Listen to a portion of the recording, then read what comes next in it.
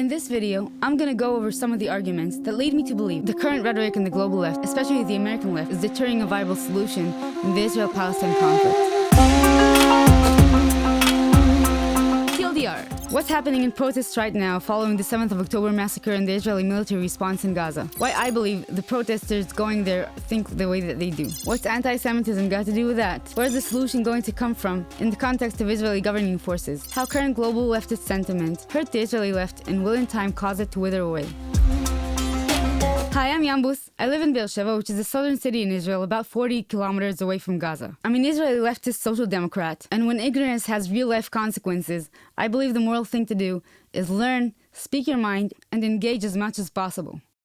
These days, there's a growing awareness regarding the Israel-Palestine situationship, and a lot of big lefty communities around the world are protesting for the liberation and statehood of the Palestinian people. That is a virtuous sentiment at its core, but the speech de facto might be pulling us away from that goal. In massive protests and demonstrations, crowds are chanting and presenting slogans ranging from Palestinian liberation and from the river to the sea, Palestine will be free, all the way to there is only one solution, Intifada revolution, and Israel, Israel, what do you say? How many kids will you kill today? And of course, the infamous keep the world clean with a stylish Star of David inside of a trash can. The fact that so many people bother to get up and protest for justice is amazing. But the current crowds are proven to be ignorant, not knowing that Jewish people are in fact indigenous to this area and unable to name the sea and the river of which they're talking about. This is a minor testimony, since I don't think you need to be an expert to care and go out and protest. But it's revealing of how little people actually know and care to learn about the conflict and the regional history. The ungodly willingness to tear down posters of kidnapped children instead of printing posters of Palestinian teenagers in Israeli custody or Gazan children who were harmed in the Israeli bombings is the exact opposite of promoting life over death. I do believe that most people protesting for Palestine do it for justice, not supremacy, but they fail to perceive Hamas as it is, a pawn in the pan-Islamistic plan. An ideology that has nothing to do with human rights and everything to do with imperialistic, fundamental theocratic control.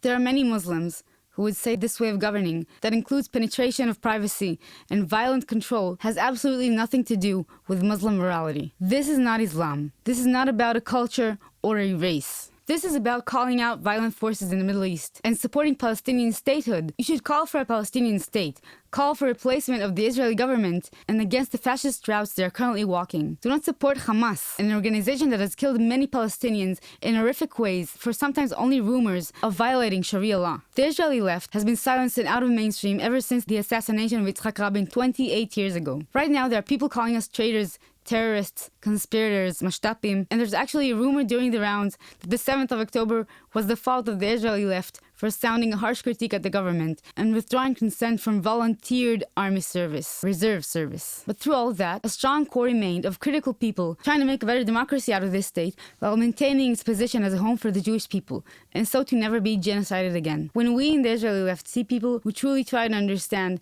why we need a national home and why there are reasons to have this home here, we feel the global community can comprehend our survivalist actions, but are honestly critical of the practice of violent and illegal occupation, as are we. But since this last dip in sympathy, following the Israeli bombings that devastated lives and property, it seems that many on the international left cannot separate the people from their government and feel they have to choose a side that was ordained by morality and support it uncritically. Support people who are dying more and they're under occupation or blockade, or support people who haven't been killed in the same numbers for 78 years now.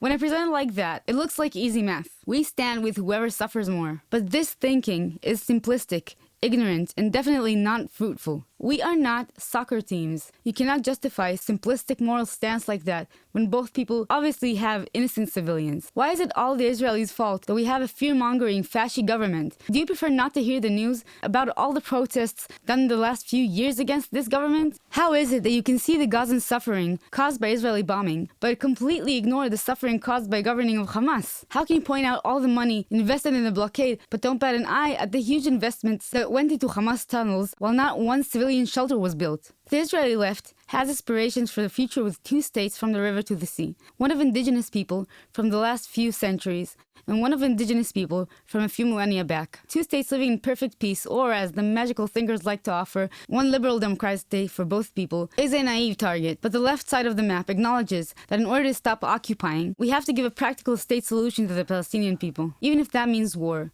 it will also mean the end of occupation. We know we are running late. And believe me when I say that the left here is rightfully furious about the current racist and fascist government. But when we see hatred and violence towards Jews, not towards governing bodies, it's just as bad as starting a Muslim ban because a democratically elected Arab government did something violent. It just doesn't make sense. In this context, let me say a few words about our Prime Minister, Bibi Netanyahu. Bibi is facing criminal allegations including bribery, fraud, and breach of trust. In the last elections in Israel, the Likud party, headed by Netanyahu, got 32 mandates out of 120, which amounts to less than 24% of the total votes. Then how is he in power, you might ask? We have a parliamentary structure, so whoever is able to build a majority coalition gets to be Prime Minister. In order to achieve that, Bibi has partnered with extreme right parties like National Unity, Revival, Tkuma, with Bezalel Smotrich, and Jewish Power, with Itamar Ben-Gvir, the known criminal, in addition to some more traditional right-wing parties. A parliamentary democracy is meant to produce a versatile parliament and government, even though there will be a tilt left or a tilt right. Bibi is desperately trying to stay in power and has a clear interest in prolonging the war. As long as we're fighting, his judicial process is frozen. No problems. In addition to Bibi's interest, there is Antisemitism rising around the world, which understandably strengthens the fascist sentiments within Israel. The notion that wherever we will go, we'll be hated and prosecuted adds to the fear that fuels the separatism and expansionism on both sides. The fascist right-wing narrative tells us everybody hates us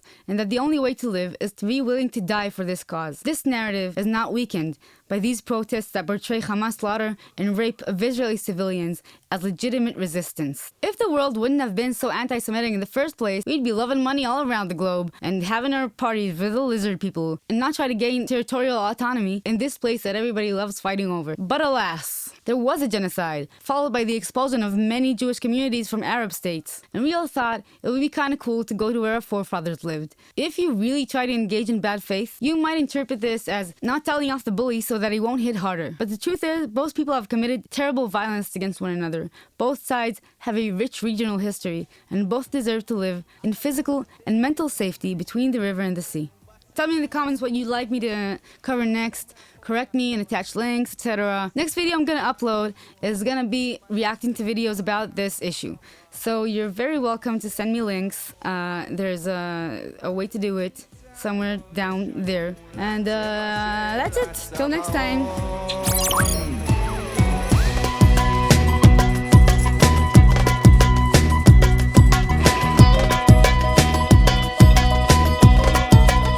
המקרר התמונות קפאו